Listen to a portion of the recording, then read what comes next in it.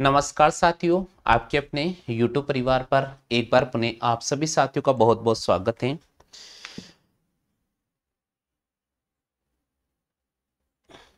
तो सभी साथियों से मैं निवेदन करता हूं, क्लास को आप लाइक कर दीजिएगा और क्लास को आप शेयर कर दीजिएगा। और जो साथी इस समय लाइव पर आ चुके हैं, आप सभी साथियों से मैं निवेदन करता हूं, चैनल को जरूर शेयर कर दो फटाफट से।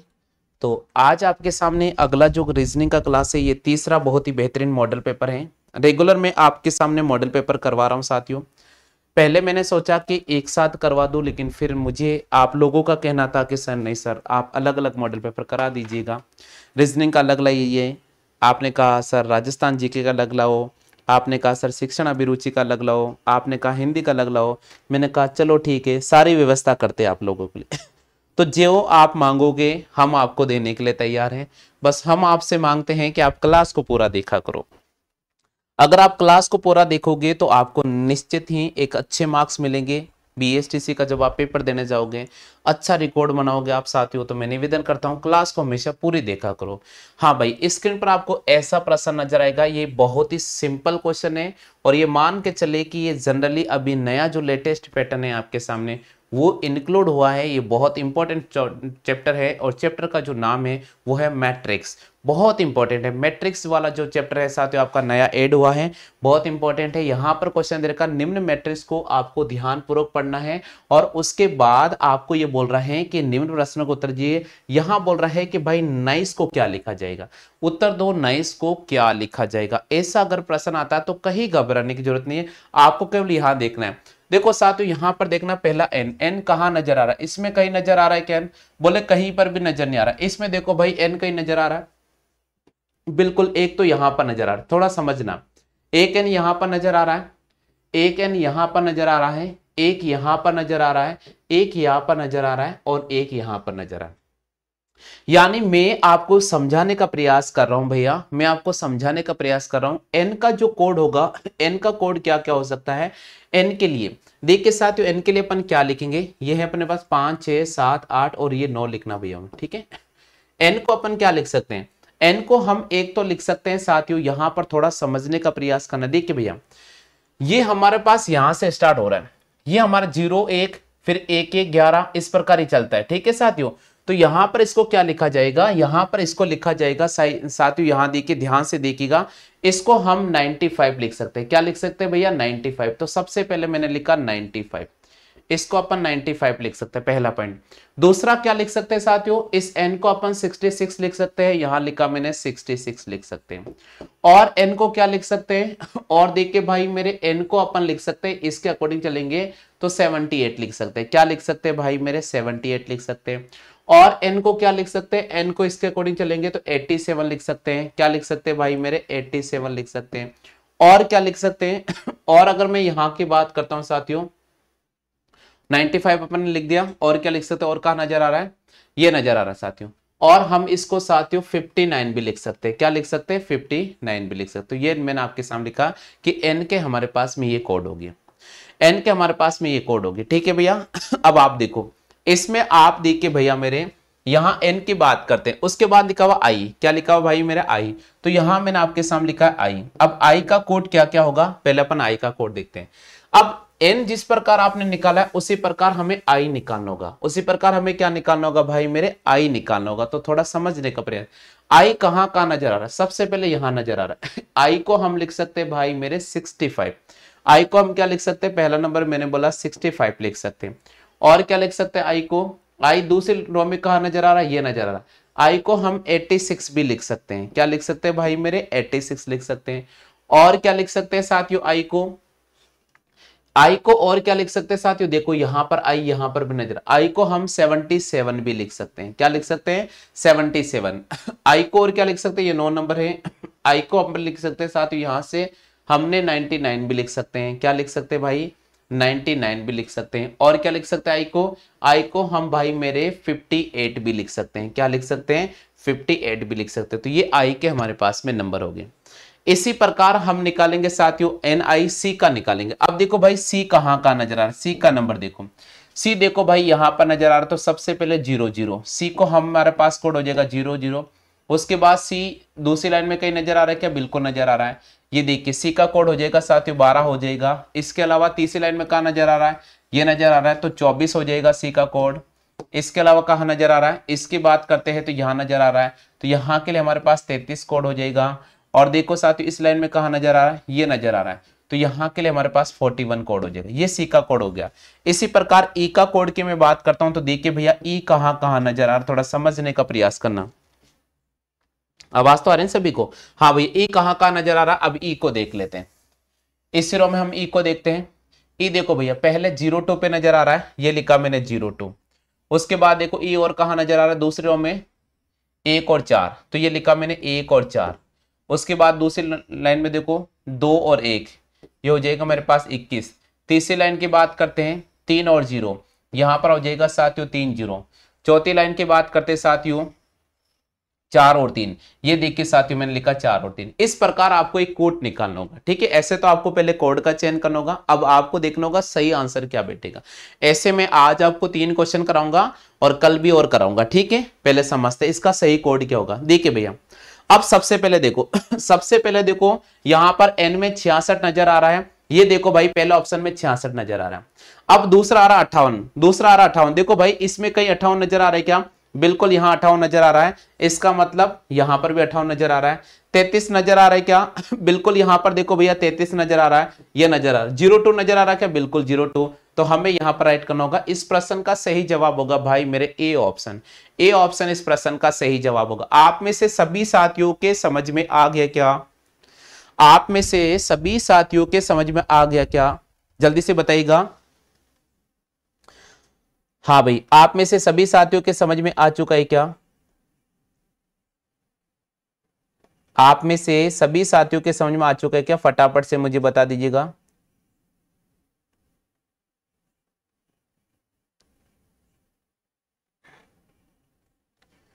हाँ भाई सभी साथियों के समझ में आ गया क्या? फटाफट से बताओ भाई। देखो अगर ऐसे आप बोलोगे नहीं तो फिर कार्य कैसे चलेगा। आप बातें तो कर रहे हो, उसमें तो आप बिल्कुल बातों में तो अपना दिमाग लगा लेते हो, यहाँ बोल नहीं रहे हो। हाँ केवल मस्तराम मीना ने कहा हाँ सर मुझे आ गया। लोकेश भैया ने जवाब दिया, निर्मल भैया ने जवाब दिया। बाकी साथी क्या कर रहे हैं? केवल बातें में लगे हुए हैं क्या?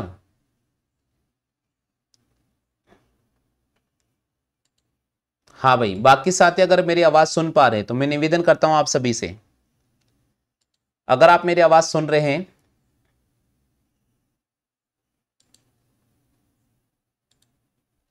चलिए भैया आगे बढ़ जाते हैं, अगले प्रश्न की बात करते हैं। हाँ भाई अगले प्रश्न की बात करते हैं, प्रश्न संख्या 2। प्रश्न संख्या 2 है, आप इसको ध्यान से पढ़िएगा। चलो इसका आंसर निकालो, प्रश्न संख्या 2 का आंसर। सभी को दे रहा हूं मैं मौका, आराम से पढ़ो क्वेश्चन को और फिर जवाब दो। हाँ भाई सभी साथियों के लिए मौका है, आराम से पढ़े और जवाब दीजिएगा।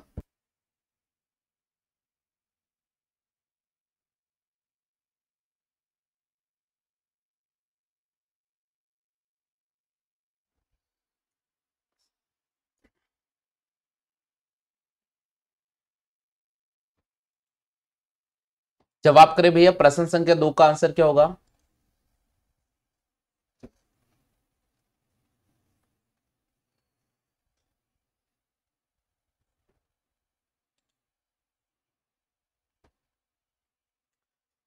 पूरे प्रश्न को आपको ध्यान से पढ़ना है और फिर इसका उत्तर आपको निकालना है। चलेगा। देखो भाई इतना समय वहां नहीं मिलेगा, मैं पहले बता रहा हूं इतना समय वहां बिल्कुल भी आपको नहीं मिलने वाला है। आराम से क्वेश्चन पढ़ सकते हैं, ऐसी कोई बात नहीं। देखो भाई सबसे पहले यहां पर दे रखा आपके सामने डी, तो मैंने आपके सामने लिखा है डी। डी का कोड क्या क्या होता है वो अपन सबसे पहले निकालते हैं। देखो भैया डी सबसे पहले यहां नजर आ रहा, तो मैंने लिखा 0 0, तो पहला कोड तो हो जाएगा 0 0, फिर डॉट। अब दूसरी लाइन में इस लाइन की बात करते हैं इसमें डी का नजर आ रहा है, ये नजर आ रहा भैया, तो यहां से चलेंगे 1 और यहां से चलेंगे 4, तो ये हो जाएगा 14। उसके बाद इस लाइन की बात करते, इसमें डी का नजर आ रहा है यहां पर, तो 2 और यहां से ऊपर चल रहे 23, तो यहां हो जाएगा 23, इसको मैं लिखूंगा 23। इस लाइन की बात करते, इसमें डी का नजर आ रहा है, ये नजर आ रहा है, तो यहां पर आ गया 3 और यहां पर आ गया 2, तो ये हो जाएगा 32। देखो 0 0 फिर 14 फिर 23 फिर 32 है ना, आगे बढ़ेगा 44 वाले रेंज में चलेगी। यहां से चलते हैं, देखिए साथियों ये आ गया, तो 4 और यहां से 1 हो जाएगा 41, ये तो डी का नंबर हो गया। ये हमने सबसे पहले आपको डी का नंबर निकालना सिखा दिया। इसी प्रकार हमारे पास में दे रखा ए, एक बार मैं ए का कोड यहां लिख रहा हूं, ठीक है, क्योंकि मैं एक क्वेश्चन आपको अच्छी तरह समझा देता हूं, अगला क्वेश्चन आप स्वयं प्रयास करना। हाँ भैया, अब ए की मैं बात करता हूं। अब देखो साथियों, ए कहां कहां नजर आ रहा उसकी बात करते हैं। देखिए भैया, ए एक तो यहां पर नजर आ रहा है, तो पहले लिखा मैंने 55, तो ए का ए कोड तो हो गया हमारे पास 55। दूसरी लाइन में देखो छठी वाली में ए कहां नजर आ रहा है, तो हम लिखेंगे 68 पे नजर आ रहा है, ये लिखा मैंने 68। इसके बाद करते हैं सातवीं लाइन में कहां नजर आ रहा है, बिल्कुल ये हमारे पास हो गया 77। आठवीं लाइन में कहां नजर आ रहा है, बिल्कुल हमारे पास हो गया 89। और नवी लाइन में कहा नजर आ रहा है 96, ये लिखा मैंने 96। तो हमने डी का निकाल लिया, ए का निकाल लिया। अब इसी प्रकार टी का निकालेंगे, तो टी को यहां लिख रहा हूं मैं, ठीक है, डी का कोड यहां लिख रहा हूं। चलिए भैया, अब टी कहां नजर आ रहा है, इधर देखो भैया, ये 01, तो ये लिखा मैंने 01। उसके बाद 10, ये लिखा मैंने 10। उसके बाद देखो इस लाइन में 24, ये लिखा भाई मेरे 24। इस लाइन की मैं बात करता हूं 3 3, हमारे पास हो जाएगा भाई मेरे 3 3। इसके बाद करता हूं 4 2, तो ये लिखा भाई मैंने 4 2। ठीक है भैया, डी ए टी। अब एक और बच्चा मैंने ई, तो यहां लिखा मैंने ई। अब ई का कोड भी अपन निकाल लेते हैं। चलो भाई मेरे ई का कोड निकाल लेते हैं। अब ई आपको इस राउंड में नजर आ रहा है। सबसे पहले देखो यहां की बात करते हैं, 5 और 6 56 पे नजर आ रहा है, ये 56। इस लाइन की बात करते हैं 6 और 9, तो ये लिखा 6 और 9, ठीक है भैया। इस लाइन की बात करते हैं 7 और 8, तो ये लिखा 7 और 8। इस लाइन की बात करते हैं 8 और 5, ये लिखा भाई मेरे 8 और 5। और इस लाइन की बात करते हैं तो हमारे पास हो जाएगा 9 और 7, ये लिखा भाई मेरे 9 और 7। अब आपको आंसर कैसे उठाना है वो भी मैं आपको समझा रहा हूं, आंसर कैसे उठाना वो भी मैं आपको बता रहा हूं। सबसे पहले पढ़ो, यहां पर नजर आ रहा 23, ये देखो भाई पहले लाइन में 23 नजर आ रहा है क्या, बिल्कुल गुरुजी यहां नजर आ रहा 23। उसके बाद नजर आ रहा 68, क्या दूसरी लाइन में 68 नजर आ रहा है क्या, ए वाली लाइन में देखो 68 नजर आ रहा है क्या, बिल्कुल आ रहा है गुरुजी, तो हमें 68 मिल गया। फिर 24, देखो भाई तीसरी लाइन में 24 नजर आ रहा है क्या, बिल्कुल गुरुजी आ रहा है 24, ये लिख मिल गया 24। फिर चौथी लाइन में 97 नजर आ रहा है क्या, 97 नजर आ रहा गुरुजी, बिल्कुल हमें ए ऑप्शन पे राइट करना होगा। इस प्रश्न का भी जवाब होगा ए ऑप्शन। चेक कर लो भैया, सभी को आ गया ना समझ में। हाँ भाई, सभी साथियों के समझ में आ चुका है क्या, जल्दी से बताइएगा, सभी साथियों के समझ में आ चुका है क्या। अलग से क्लास लगाते हैं तो फिर आप कम आते हो, सामूहिक में क्लास लगाते हैं तो आप पढ़ते नहीं हो। अब क्या करें आपको बताओ आप मुझे, या तो फिर कमेंट बंद कर देते हैं, हमारे हिसाब से क्लास आपको देते जाए।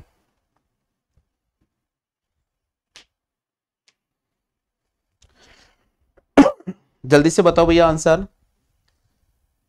सभी को आगे क्या, जल्दी से बताओ। हाँ, रेखा कह रही है सर मुझे समझ में नहीं आया। बिल्कुल अगला क्वेश्चन मैं समझा रहा हूं आपको, अगला क्वेश्चन समझा रहा हूं मैं आपको।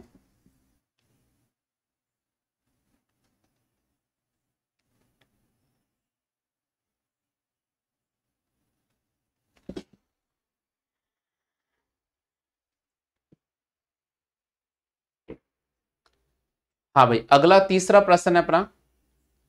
अब ये तीसरे प्रश्न को ध्यान से देख लेना भाई, जिनको भी नया है एक बार इसको ध्यान से देख लेना, ठीक है।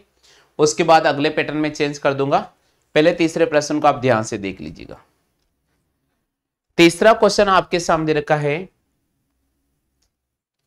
अच्छा अच्छा इसको चेंज नहीं किया है, एक मिनट रुकना साथियों, तीसरे प्रश्न को चेंज करवा देता हूं मैं आपको, एक मिनट रुकना। तीसरे प्रश्न का नीचे जो लिखा गया कूट, इसको चेंज करवा देता हूं मैं।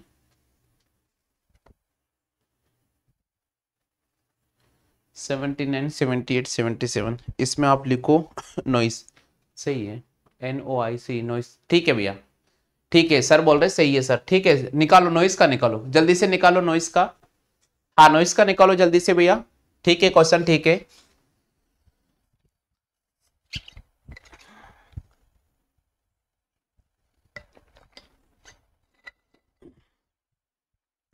हाँ भाई नॉइस का निकालो जल्दी से। बिल्कुल यहां पर मस्तराम मीना जी ने जवाब दिया है, केवल मस्तराम मीना ने यहां पर जवाब दिया है क्वेश्चन का आंसर।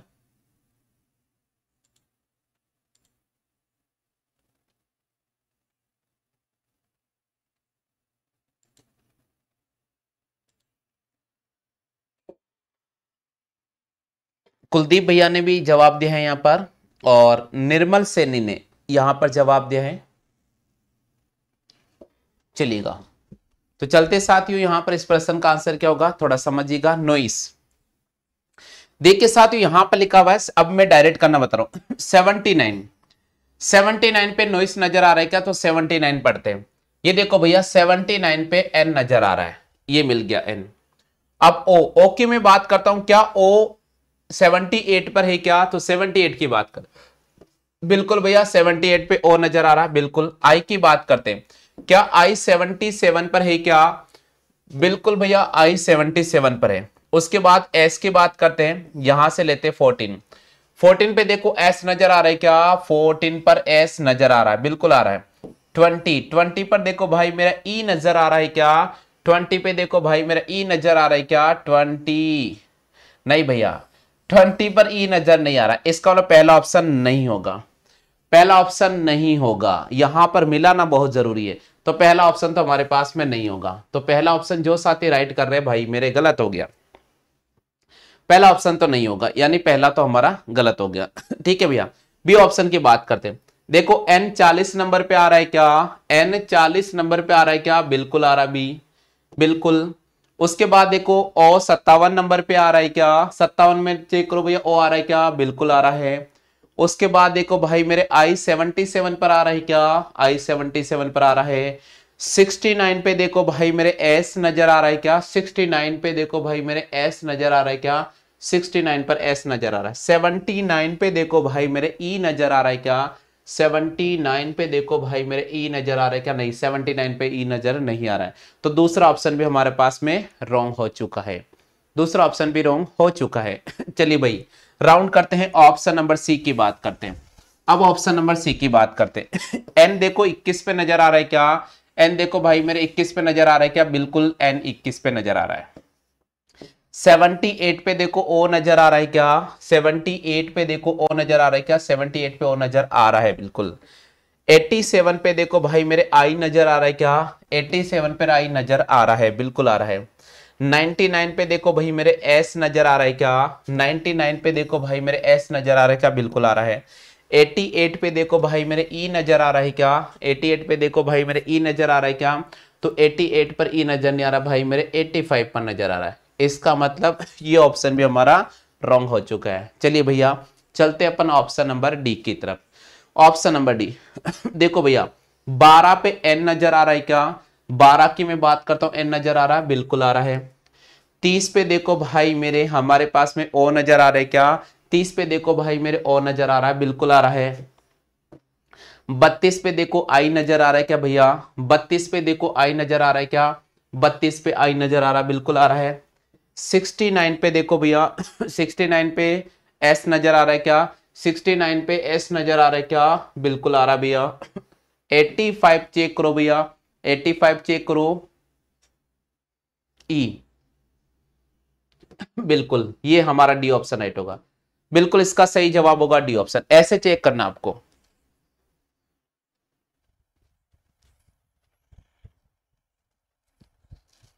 हाँ भैया ऐसे चेक करो आप, बिल्कुल आ जाएगा, बिल्कुल आ जाएगा, सभी चेक कर लो जल्दी से। हाँ निर्मल भैया कह रहे सर रीजनिंग कंप्लीट करा दीजिए, भैया मैं तो हर टॉपिक कंप्लीट ही कराता हूँ, वो आप पर निर्भर करता है कि आप कंप्लीट क्लास पढ़ते हो या नहीं पढ़ते हो। हाँ दिखाई कम दे रहा है तो वो थोड़ा आपकी कमी है भैया, चश्मा लगा सकते हो आप।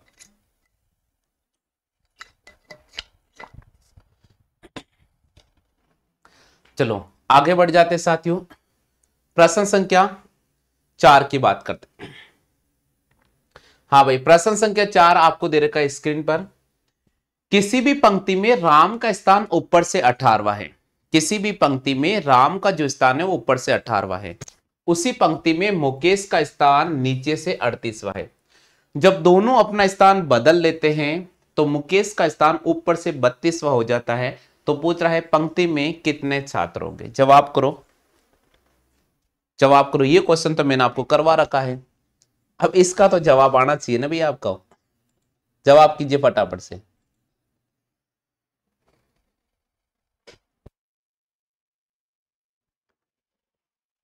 अरे हंसो मत कुलदीप भैया हंस रो,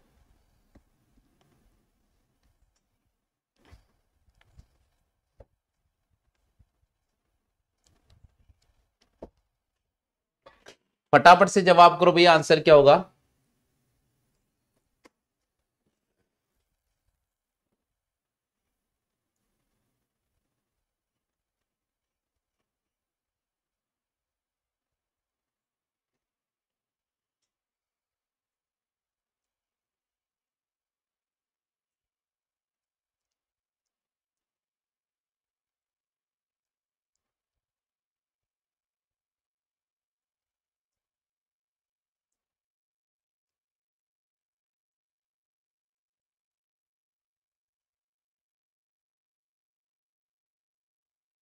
बिल्कुल, यहां पर 70 आंसर क्लिक किया है।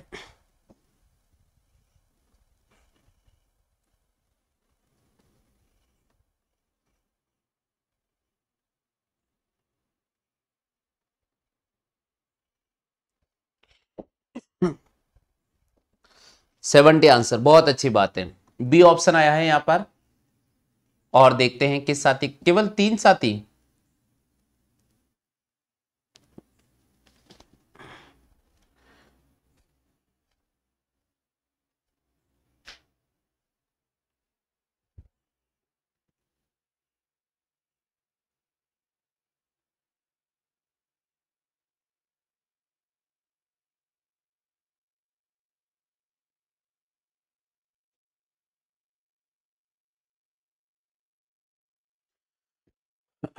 चलो भाई इधर देख लेते हैं, जवाब आ गया है, किसी साथी का बिल्कुल नहीं आया। देखो भाई, सबसे पहले आप प्रश्न को ध्यान से पढ़िएगा। किसी भी पंक्ति में राम का स्थान ऊपर से 18वां, थोड़ा समझने का प्रयास कीजिएगा। ये हमने एक पंक्ति बना दी है ना भैया, यहां पर राम का जो स्थान है ऊपर से हमारा कौन सा? 18वां। किसी भी पंक्ति में राम का जो स्थान है ऊपर से 18वां। मुकेश का उसी पंक्ति में नीचे से स्थान है 38वां। देखिए भैया, मैंने यहां से नीचे से लिख दिया मुकेश का स्थान है 38वां। ठीक है भैया, ये लिखा मैंने मुकेश, और मुकेश का स्थान नीचे से 38वां। जब दोनों अपना स्थान बदलते हैं तो मुकेश का स्थान ऊपर से हो जाता है 32वां। अब थोड़ा पढ़ने का समझने का प्रयास में, जैसे आपने स्थान बदला जैसे आपने स्थान बदला तो मुकेश का जो स्थान है, मुकेश का स्थान, देखिए प्रश्न का लैंग्वेज थोड़ा पढ़ने का कोशिश करना, यहां थोड़ा मिस्टेक कर रखा है। 38वां है। जब दोनों अपना स्थान बदलते हैं तो मुकेश का ऊपर से नहीं, नहीं भैया नीचे से हो जाएगा। मुकेश का ऊपर से नहीं, नीचे से हो जाएगा। यहां नीचे से कर लीजिएगा। जैसे ही मुकेश यहां पर शिफ्ट हो जाता है, मुकेश यहां शिफ्ट हो जाता है, तो मुकेश का जो नीचे से स्थान है, मुकेश का नीचे से स्थान हो जाता है, वो हो जाता है भाई मेरे 32। ऊपर से तो 18वां है ना, ऊपर से तो कंफर्म हो चुका है कि भाई राम का स्थान ऊपर से कंफर्म है 18वां है, तो 32वां कैसे पॉसिबल है?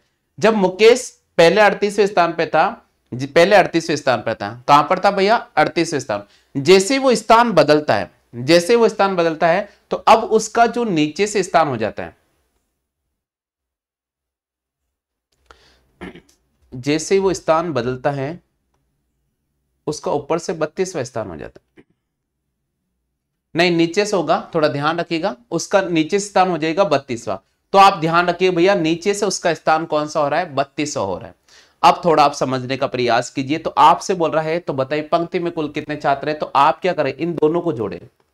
आप क्या करें भाई मेरे, इन दोनों को जोड़े और उसके बाद में आप एक घटा दीजिएगा। ठीक है, एक तरीका तो ये। दूसरा तरीका क्या, थोड़ा मैं समझाने प्रयास कर रहा हूं, हो सकता है क्वेश्चन में मिस्टेक नहीं हो, तो अगर अपन उसी क्वेश्चन को लेवल के तरीके से करते हैं तो फिर आंसर देखते हैं। देखिए भैया, इसका अगर अपन निकालते हैं, अगर क्वेश्चन मिस्टेक नहीं है तो 32 + 18 करेंगे और -1 करेंगे, तो यहां पर हो जाएगा 10 का 0 हाथ से लगा 1, 3 4 और 1 5, 5 - 1 करेंगे तो हमारे पास हो जाएगा 49, जो हमारे ऑप्शन में नहीं है।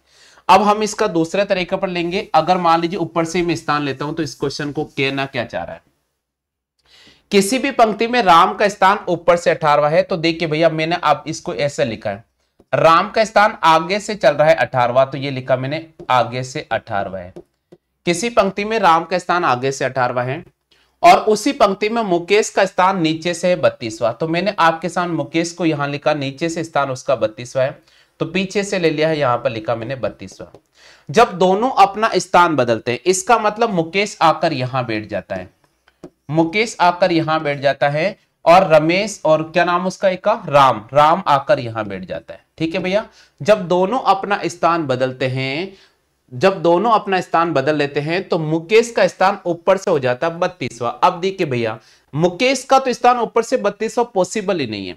मुकेश का स्थान ऊपर से 32वां पॉसिबल नहीं है, क्योंकि भैया मुकेश का ऊपर से स्थान तो यहां पर कौन सा आ रहा है, 18वां ही आएगा, 18वां ही आएगा। आप ध्यान रखिएगा, ये क्वेश्चन में थोड़ा बहुत मिस्टेक कर रखा है, तो ये थोड़ा टाइपिंग में सर से मिस्टेक हुई, ये क्वेश्चन मिस्टेक है भैया, ठीक है। तो इसमें हमें सही राइट करना होगा, एक ऑप्शन और लेना होगा, इसमें सुधार करना होगा, करेक्शन करना होगा, क्योंकि भाई देखो राम का ऊपर से स्थान कौन सा, 18वां। जब स्थान चेंज करेंगे तो मुकेश राम की जगह आकर ही तो बैठेगा, तो फिर मुकेश का स्थान तो ऊपर से 18वां ही होना है। मुकेश का स्थान ऊपर से क्या होना है, 18वां ही होना है। तो थोड़ा ये क्वेश्चन में मिस्टेक करा हुआ है, इसको मैं थोड़ा वापस करेक्शन करके चेंज करवा दूंगा। थोड़ा इसको चेंज करना है, 49 को हमें यहाँ पर राइट करना होगा। चलो आगे बढ़ जाते हैं।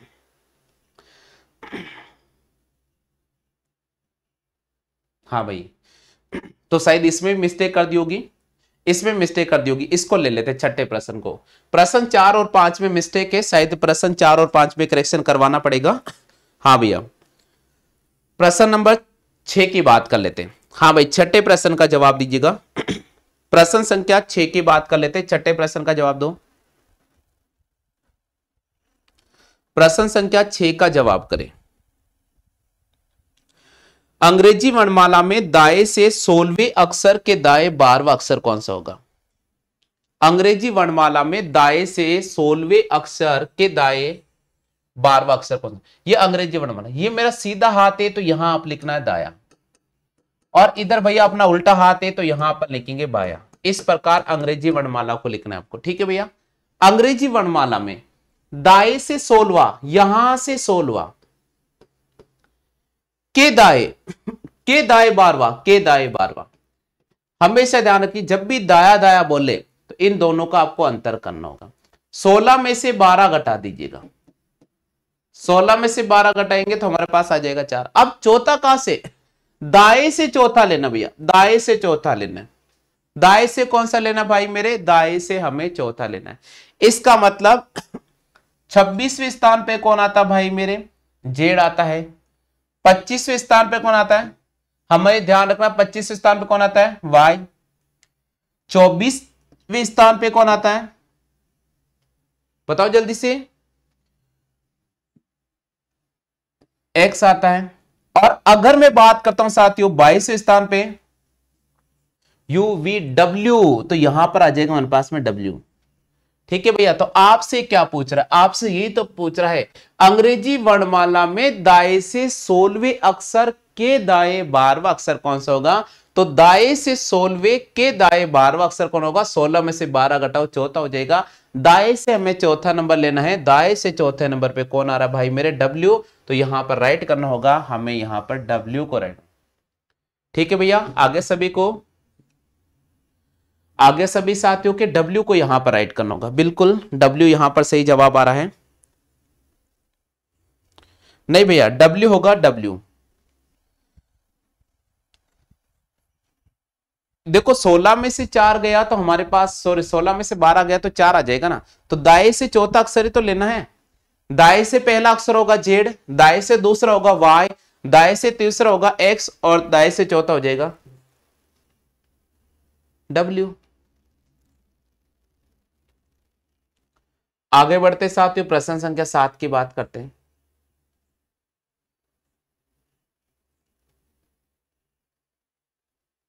हाँ भाई, प्रश्न संख्या 7 की बात करते हैं, ये 7वां क्वेश्चन है। प्रश्न संख्या 7 की बात करते हैं।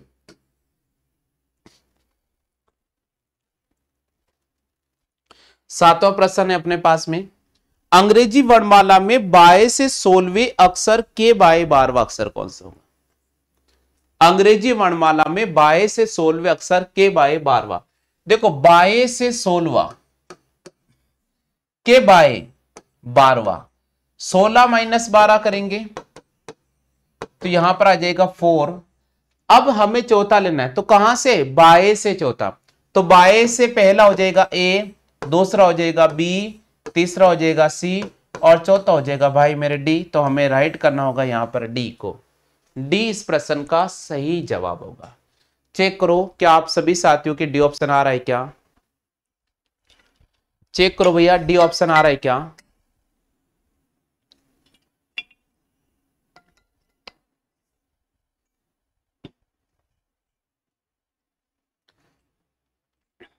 चलिए आगे बढ़ जाते भैया। हाँ भाई, प्रश्न संख्या हमारे पास स्क्रीन पर नजर आ रहा है। 8वां क्वेश्चन है, वैसे ओवरऑल में 8वां क्वेश्चन होगा ये। छठा 7वां लिखा हुआ, कोई दिक्कत नहीं है। 25 जनवरी 1947 को कौन सा वार होगा? निकाल के बताओ भैया। 25 जनवरी 1947 को कौन सा वार होगा? जल्दी से निकालो।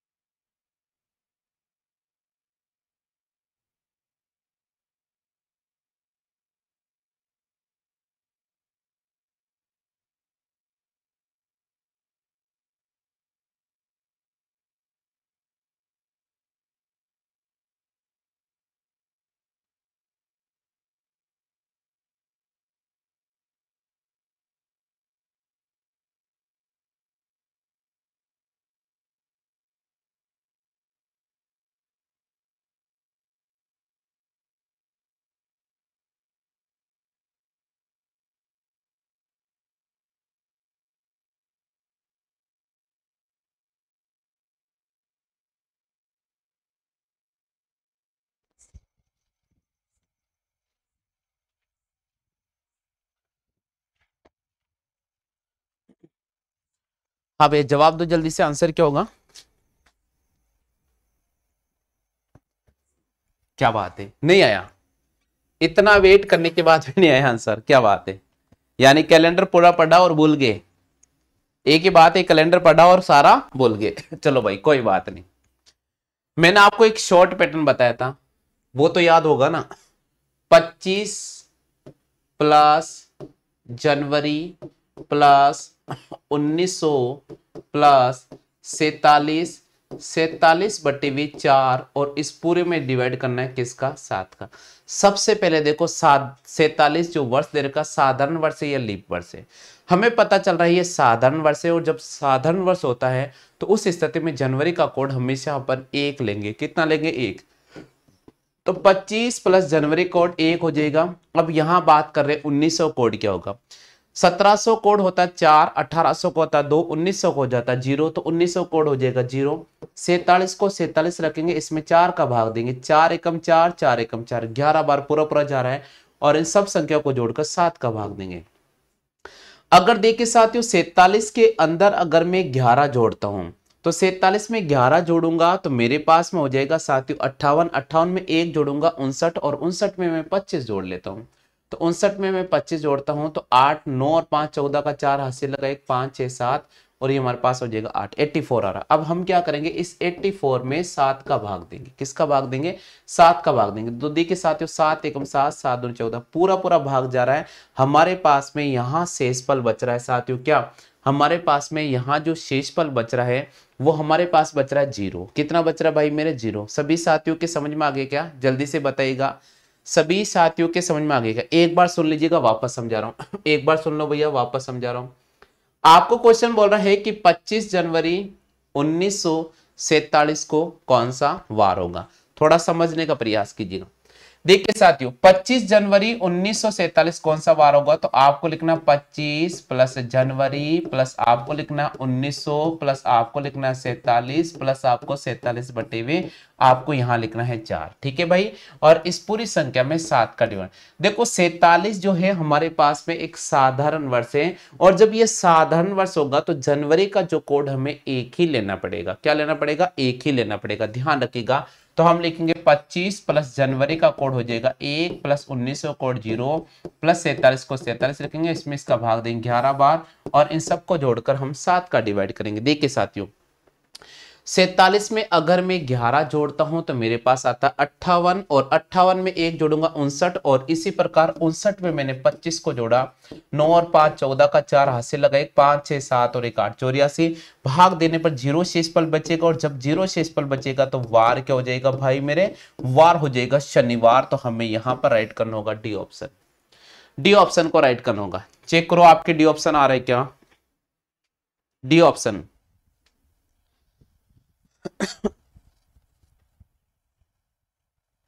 डी ऑप्शन निर्मल सैनी जी कह रहे सर आप फोन क्यों नहीं उठा रहे। निर्मल सैनी जी मैं आपको एक चीज बता दूं, आप जब कल कॉल कर रहे थे मैंने एक बार डिस्कनेक्ट कर दिया, अब आप मान ही नहीं रहे हो, आप बार बार रेगुलर करे जा रहे हो यार, ये तो हद हो जाती है ना। फिर आपको पता क्लास चल रही होगी, आपको पता स्टेट ओपन की क्लास मेरी चलती है, तो स्टेट ओपन की मैं क्लास पढ़ा रहा था, आपका फोन डिस्कनेक्ट कर दिया, आप वापस करो, फिर डिस्कनेक्ट कर रहा हूं मैं, वापस करो, मैं कम से कम 7 से 8 बार आपके फोन को मैंने डिस्कनेक्ट किया है। आप रेगुलर करे जा रहे हो, आपको जब मैंने एक बार डिस्कनेक्ट कर दिया आप मान जाएगा कि हाँ भाई सर बिजी होंगे या क्लास ले रहे होंगे, तो वापस मैं कर दूंगा। आप तो रेगुलर करोगे तो फिर तो भाई सीधी सी बात है, फिर तो उठाना ही नहीं है। हाँ भाई 25 जनवरी 1947 को कौन सा वार होगा, तो 25 जनवरी 1947 को शनिवार होगा जी। क्या होगा भाई मेरे, शनिवार होगा। ठीक है, क्लियर हो चुका है। आगे बढ़ते हैं साथियों, प्रश्न संख्या 8 की बात करते हैं। 8वां प्रश्न दे रहा है, गांधी जी का जन्म कौन से वार को हुआ। गांधी जी का जन्म कौन से वार को हुआ।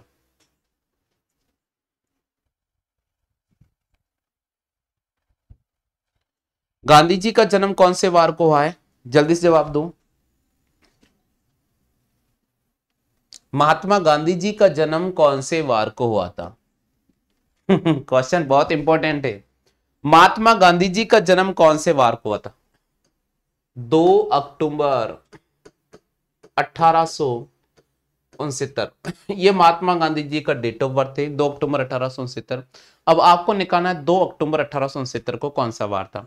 तो सबसे पहले देखिए साथियों, मैं लिखूंगा 2, प्लस में लिखूंगा साथियों अक्टूबर, प्लस में लिखूंगा 1800, प्लस में लिखूंगा साथियों 69, और इस 69 में किसका भाग दूंगा, 4 का डिवाइड करूंगा, और किसका भाग दूंगा भैया 7 का। 2 प्लस अक्टूबर का कोड हमेशा 1 रहेगा, 1800 कोड 2 रहेगा, 69 को हम 69 लिखेंगे, इसमें भाग देंगे 4 एकम 4, उसके बाद 2 बचेगा, 4 7 28 17 लिखेंगे, और इस सब संख्या को जोड़कर किसका भाग देंगे, 7 का भाग देंगे। 2 में 1 जोड़ा तो 3, 3 में 2 जोड़ा तो 5, और 5 में अगर 17 जोड़ता हूं तो 22, 69 में अगर मैं 22 जोड़ता हूं साथियों तो हमारे पास 11, ये हो जाएगा 91। 91 में 7 का भाग दूंगा, जीरो शेषफल बचेगा। तो गांधी जी, महात्मा गांधी जी का जन्म कौन से वार को हुआ था, शनिवार को हुआ था। तो यहां पर हमें डी ऑप्शन पे राइट करना होगा। महात्मा गांधी जी का जन्म कौन से वार को हुआ था, शनिवार को हुआ था, हमें यहां पर डी ऑप्शन पे राइट करना होगा। हाँ भैया क्लियर हो गया, आगे सभी साथियों के समझ में चलेगा। हाँ निर्मल सैनी जी नहीं आया, कोई बात नहीं, मैं आपको है ना ऐसा करूंगा, आप मेरे प्ले लिस्ट में जाओ, आप प्ले लिस्ट को ओपन करो और यहां पर जाइए, मैं आपको बताता हूं। प्ले लिस्ट को ओपन करो और कैलेंडर वाली क्लास ओपन कर लीजिएगा। प्ले लिस्ट में जाओ, कैलेंडर वाली क्लास ओपन कर लीजिएगा, एक बार कैलेंडर वाली क्लास पूरी पढ़ लेना भैया, आ जाएगा समझ में। ठीक है, हाँ भाई अगला क्वेश्चन है, एक लीप शताब्दी में विषम दिनों की संख्या कितनी होगी। एक लीप शताब्दी में विषम दिनों की संख्या कितनी होगी। एक लीप शताब्दी में विषम दिनों की संख्या कितनी होगी। जवाब करें साथियों, एक लीप शताब्दी में विषम दिनों की संख्या कितनी होगी।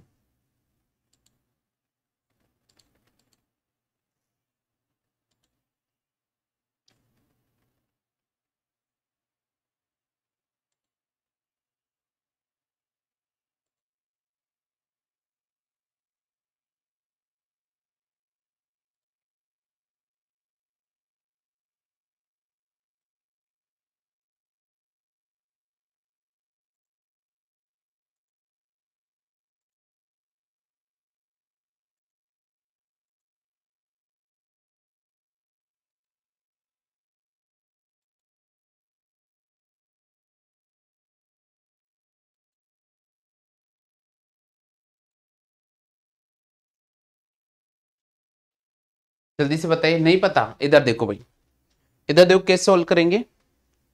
एक मिनट को आवाज को थोड़ा सा वेट कीजिएगा।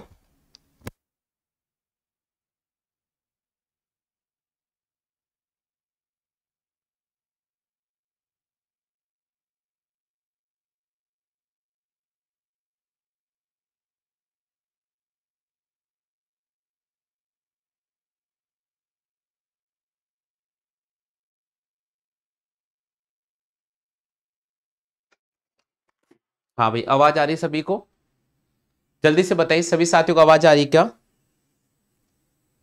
फटाफट से बताइएगा सभी साथियों को आवाज आ रही है क्या? नाराज नहीं है भैया, नाराज नहीं, बता रहा हूं, मैं बता रहा हूं। हाँ जी, एक लीप शताब्दी में विषम दिनों की संख्या कितनी है? प्रश्न को ध्यान से पढ़िएगा। एक लीप शताब्दी में विषम दिनों की संख्या कितनी होगी? देखो भैया, लीप शताब्दी की मैं बात कर रहा हूं, किसकी बात कर रहा हूं? लीप शताब्दी की। तो लीप शताब्दी कौन सी होती है? 400 वर्ष एक लीप शताब्दी है, 800 वर्ष एक लीप शताब्दी है, 1200 वर्ष एक लीप शताब्दी है। तो जब लीप शताब्दी की बात करते हैं तो लीप शताब्दी के अंदर विषम दिनों की जो संख्या होती है वो हमेशा 0 होती है। कितनी होती है भाई मेरे? 0 होती है। लीप शताब्दी में विषम दिनों की संख्या क्या होगी? 0 होगी। ठीक है भैया, आगे बढ़ जाते हैं। चलो आज की सीट को अपन यही समाप्त करते हैं, शायद यही क्वेश्चन थे हमारे। यही थे। तो साथियों क्लास कैसे लगी है फटाफट से आप कमेंट करके बता दीजिएगा। शायद मुझे लग रहा है कि कैलेंडर आपका अगर अभी भी वीक टॉपिक चल रहा है तो एक बार मैं आपके सामने कल कैलेंडर का रिवीजन करा देता हूं। तो चलिए साथियों, सुबह मॉर्निंग में एक क्लास में आपके सामने कैलेंडर की वापस रिवाइज करा देता हूं। तो आप सभी साथियों से मैं निवेदन करता हूं मॉर्निंग की क्लास में आप जल्दी से शामिल हो जाना कल, तो मैं कैलेंडर की क्लास रिवाइज करा दूंगा। फिलहाल आज के लिए बस इतना ही साथियों। जय हिंद, वंदे मातरम।